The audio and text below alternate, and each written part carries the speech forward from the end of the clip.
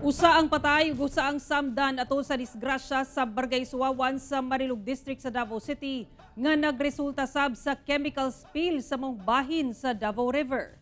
Atong sayro ng detalye niini sa live report ni Jandy Esteban. Jandy.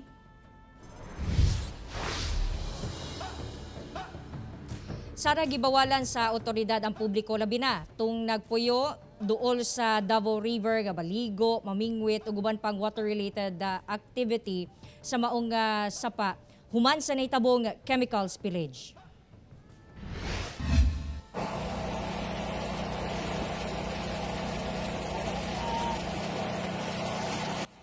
Nahulog sa pangpang sa Lower Lanitom, Barangay Suwawan, Marilog District, Davao City, ning tanker truck alas 11 kagabi.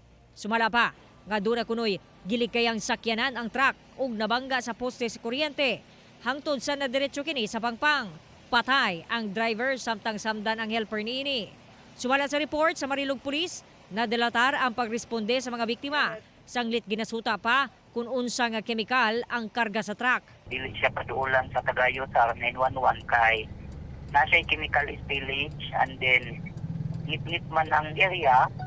So, and then at the same time, gina-confirm pa nila kung unsa nga chemical. Kaganina buntag tayo na may bala na to nga kaninga chemical, kuan siya tawag nila ni kaning caustic soda. Makahilo daw ni siya kung mainti. Pero kung sa open area lang na ano siya sa hangin, malanghap dili man daw.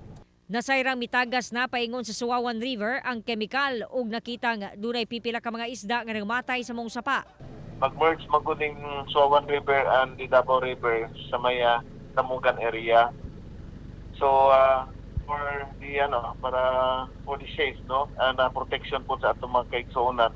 I-avoid usa nato for the meantime, i-avoid sa nato ang mga water related activities, kining maligo, mag-fishing or kining makita man ko nato na mag-igsuonan nato nga naga sand and gravel. Hinuon nagkuha na og water sample ang DNR sa apektadong sapa ug nakig-coordinate na usab ang CDRRMO sa City Engineer's Office aron malikayan nga mutagas pa ang nahibiling chemical. Sa atong imo isa nag-coordinate tayo na to ang City Engineer's Office para kung himuan nila og containment pond ba ang palibot sa maong